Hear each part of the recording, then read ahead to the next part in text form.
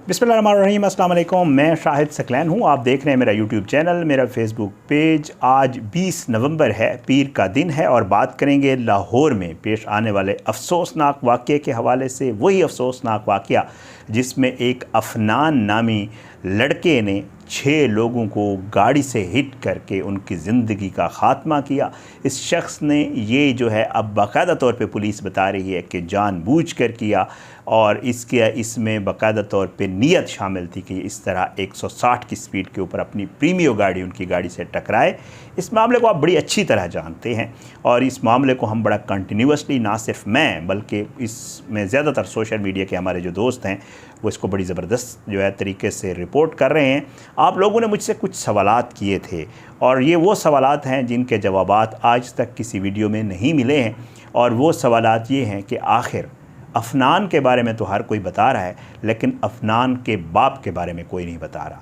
अफनान का बाप कौन है, वो क्या काम करता है, उसने ये जो फैमिली है इसके साथ क्या ज़्यादती की कत्ल होने के बाद, और किस तरह उसने अपने अशख़ास के ज़रिए जो है वो इन 6 लोगों के जान की कीमत लगाने की कोशिश की। आज की इस वीडियो में कुछ एक्सक्लूसिव चीज़ें हैं जो मैंने वहाँ से पता की हैं। मैं शुक्रगुज़ार हूँ उन दोस्तों का जिन्होंने मेरे साथ ये चीज़ें शेयर की हैं, क्योंकि कोई ये चीज़ें नहीं बता रहा था कि आप लोग भी बार बार पूछते थे कि आप बात करते हैं, अफनान की बात करते हैं, एक्सीडेंट की बात करते हैं, दूसरी डेवलपमेंट्स बता रहे होते हैं, लेकिन ये क्यों नहीं बताते कि वो ताकतवर शख्स कौन है। क्या वो किसी सरकारी इदारे का मुलाजिम है, क्या वो कोई और जॉब करता है, उसका अपना कोई बिज़नेस है। ये सारी चीज़ें आज की इंशाअल्लाह इस वीडियो का हिस्सा बनाएंगे और कोशिश करेंगे कि जो तफसीलात मुझ तक पहुँचे वो आप तक पहुँचाएँ। आपसे वही दरख्वास्त कि आपने इन वीडियोज़ को देखना भी है, लाइक शेयर भी करना है, मेरे फेसबुक पेज को फॉलो भी करना है और उससे भी लाइक शेयर करना है वीडियोज़ को, और अपना फ़ीडबैक इसी तरह देते रहना है और मुझे गाइड भी करना है कि मैं किस तरह इन वीडियोज़ को मज़ीद बेहतर बनाऊँ, क्योंकि आपका फ़ीडबैक हमारे लिए हमेशा मैटर करता है। वाक़या आपको पता है, रिपीट करने की ज़रूरत नहीं है। मुल्ज़िम, वीडियो बयान, पुलिस की सहूलतकारी, पुलिस ने किस तरह बचाने की, कवर अप करने की कोशिश की, सारे मामले को आपके सामने है। मैं दोबारा रिपीट नहीं करता। बहुत ही अफसोसनाक वाक़या 6 जाने गई। हमारा जो है, मैं हमेशा वीडियोज़ में कहता हूँ कि हम जो है बाकायदा तौर पे दिली अफसोस करते हैं इस सारे वाक़े के ऊपर। सबसे पहले तो आपको बताऊँ कि जी इस मामले की मैंने आपको अपनी वीडियो में बताया था कि इसकी एफ़आईआर बहुत कमज़ोर काटी गई थी और कमज़ोर एफ़आईआर में सबसे पहले कोई दफ़ा नहीं लगाई गई थी, ना कत्ल की ना दहशतगर्दी की। बाद में जब सोशल मीडिया का प्रेशर पड़ा, वज़ीर आला ने नोटिस लिया, तो उसके बाद इसमें 780A यानी दहशतगर्दी की जो है वो दफ़ात शामिल की गई और ये जो मुल्ज़िम है इसको अदालत में, दहशतगर्दी की अदालत में पेश किया गया और वहाँ से इसका 5 रोज़ का जिस्मानी रिमांड ले लिया गया। पुलिस के पास ये रिमांड के ऊपर है। अब जो है इसके बाद पुलिस ने जो है शुरू से ही इस मामले को, जैसे मैं आपको बताता रहा हूँ, कि कवर अप करने की कोशिश की है। पुलिस ने इसका जिस तरह इंटरव्यू किया था और जिस तरह इंटरव्यू करके इस बच्चे से पूछा गया क्या करते हैं, पापा ने गाड़ी क्यों ले जाने दी, ये क्यों किया, वो सारा मामला आप लोगों के सामने है। और पुलिस जो है वो हमेशा से इस मामले को दबाने और बचाने की कोशिश शुरू दिन से कर रही है। मुल्ज़िम की तरफ से बाकायदा तौर पे ये कहा गया कि जी मेरा मीडिया ट्रायल किया जा रहा है, तो आपने 6 लोगों की जान ली है, आपका मीडिया ट्रायल होगा और आपका मीडिया ट्रायल बहुत अच्छी तरह होगा और अब मीडिया वाले बिल्कुल इस मामले को नहीं दबने देंगे। कम अज़ कम मैं अपनी तरफ से ये ज़रूर कहता हूँ कि जब तक ये मामला किसी मंतकी अंजाम तक नहीं पहुँचता, हम इसको इसी तरह ही कवर करते रहेंगे और रोज़ की बुनियाद के ऊपर, चाहे कुछ लोग ही इसको क्यों ना देखें, हम लोगों तक ये बात ज़रूर पहुँचाते रहेंगे। बहरहाल इसमें और भी कुछ दरखास्तें हैं, तो वो तफसील अगली किसी वीडियो में आपके सामने रखूँगा। बहरहाल पुलिस जो है उसकी पूरी मिली भगत है जी इस जो अफनान है इसके वालिद के साथ, और कहा यही जा रहा है कि इसके वालिद का जो है वो पूरा गठजोड़ है पुलिस के साथ। अब बताता हूँ कि इसका वालिद कौन है और इसका वालिद क्या करता है और वो सारा चीज़ें कैसे मैनेज कर रहा है।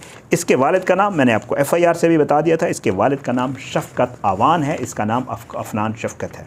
शफ़क़त अवान साहब जो है ये प्रॉपर्टी डीलर हैं, ये प्रॉपर्टी का बिज़नेस करते हैं और इनकी प्रॉपर्टी का बिज़नेस जो है वो ज़्यादातर बड़े जो प्रॉपर्टी के आपको नज़र आते हैं, ये जो बड़ी बड़ी सोसाइटीज़ हैं वहाँ पे, और सबसे बड़ी जो सोसाइटी है उसमें इनका बिज़नेस बहुत ज़्यादा है और वो डिफेंस है। DHA में इनके वालिद का जो है वो बिज़नेस है। अब इनके वालिद जो है वो DHA के अलावा और भी कुछ सोसाइटीज़ हैं जो प्राइवेट सोसाइटीज़ हैं, उनके भी नाम आ रहे हैं कि उसमें भी इनका बहुत ज़बरदस्त कारोबार है। ये अच्छे खासे खाते पीते और पैसे वाले लोग हैं और इन्होंने जो है कहा यही जाता है, वहाँ पे जो सहाफ़ी दोस्त हैं वो ये बताते हैं कि मुख्तलिफ़ सोसाइटीज़ के लिए ज़मीनें ख़रीदना या कब्ज़े करना, उनमें इनके वालिद साहब जो है उनकी भी कुछ किरदार ज़रूर शामिल होता है। ये वहाँ के सहाफ़ी दोस्त बताते हैं और साथ में ये भी वो चीज़ें कर बताते हैं कि इसमें सिर्फ इस तरह के अशख़ास शामिल नहीं होते बल्कि पंजाब की पुलिस भी शामिल होती है और वो भी इसी तरह के मामलात देखती है। इसलिए तो आपको पता है ना, भैंसों की कहा जाता है वो कि मंझा दियाँ बहना होंदियाँ ने, तो जो भैंसें होती हैं वो भैंसों की बहनें होती हैं। तो अगर इसके वालिद शफ़क़त अवान काम करते हैं और पुलिस भी वही काम करती है तो फिर ये आपस में रिश्तेदार हैं, आपस में इनका बहुत अच्छा ताल्लुक़ होता है क्योंकि एक दूसरे की कमज़ोरियों और एक दूसरे के मामलात ये बहुत अच्छी तरह जानते होते हैं। और यही चीज़ है जो आज तक पुलिस ने दिखाई इस केस में, और पहले इस केस को कमज़ोर बनाया और फिर उसको कवर अप करने की कोशिश की। अब जी मुद्दई मुकदमा जो है वो ये बताते हैं, जो इस मुकदमे के मुद्दे हैं, कि जब हादसा हो गया और इन लोगों को ये हो गया कि जी गाड़ी लग गई है और बच्चा, तो फिर उस हादसे के मकाम के ऊपर जो है वहाँ पे आके इनके जो लोग आए और उन्होंने आकर बाकायदा जो वहाँ पर मौजूद लोग थे उनके साथ उनको ज़दोगोब किया, उनको मारा, और ये असले के साथ इनके कुछ लवाहिकीन जो है वो वहाँ पर आए। और उसके बाद इन्होंने ना सिर्फ जो इनका जो बाकी बच जाने वाले लवाहिकीन थे इन मकतूलैन के, उनके साथ भी लड़ाई की। ये रफ़ाकत साहब ख़ुद बताते हैं।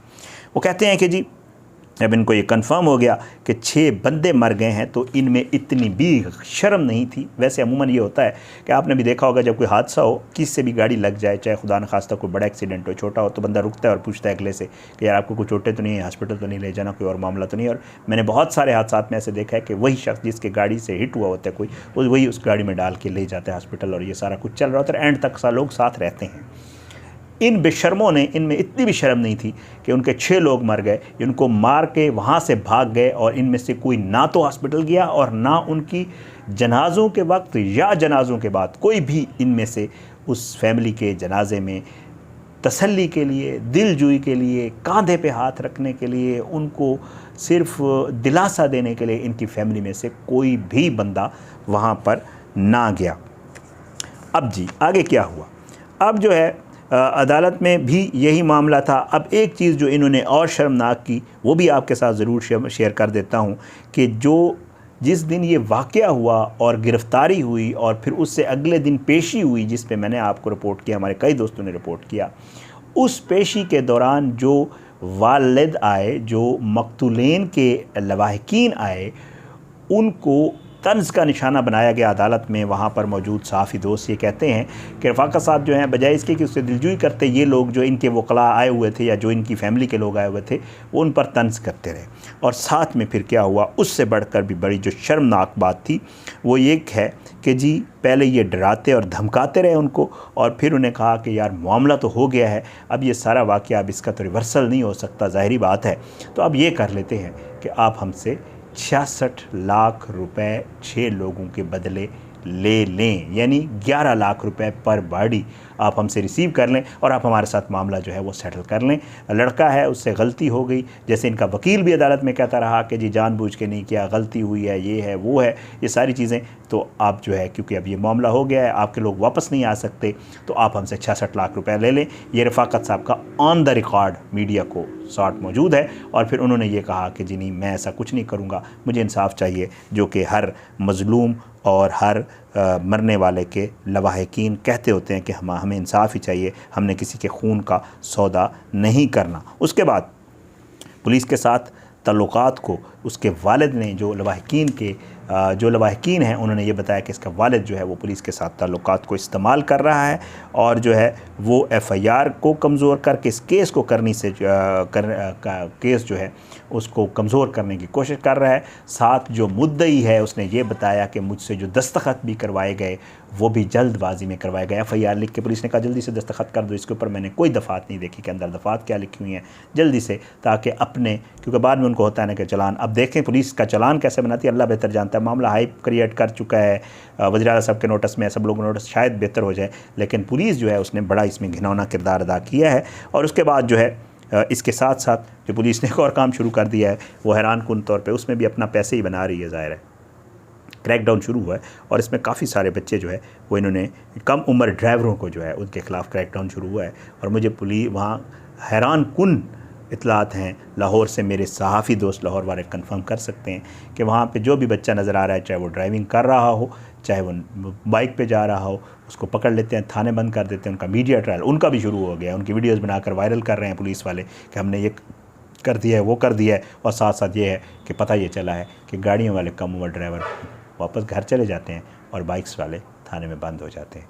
इस पर अल्लाह ताला जो है, आईजी साहब आप बड़े ज़बरदस्त एक्टिव, हमेशा मैं कहता रहता हूँ कि आप मीडिया पे बड़े एक्टिव हैं और आप नज़र भी आते हैं, चाहे वो शाहिद का मामला हो, वो जो कांस्टेबल शाहिद जट था उसका मामला हो या कुछ और मामलात में, तो इस तरफ भी ज़रा तवज्जो दें क्योंकि ये मामला भी देखने वाला है। इजाज़त दें, इंशाल्लाह इस पे इसी तरह बात होती रहेगी और कुछ और डेवलपमेंट्स इस केस में हैं जो अदालत से आज भी कुछ डेवलपमेंट्स हैं इंशाल्लाह अगली वीडियो में आपके साथ शेयर करेंगे। अपनी दुआ में याद रखा करें, अल्लाह पाकिस्तान कामी नासिर हो, इसके खिलाफ साजिशें करने वालों को नस्तानाबूद करे, ज़ालिमों को इबरत का निशान बनाए, मज़लूमों को इंसाफ मिले। बशर्ते ज़िंदगी अगली वीडियो में मुलाकात होगी। इजाज़त दें, पाकिस्तान ज़िंदाबाद, अल्लाह हाफ़िज़।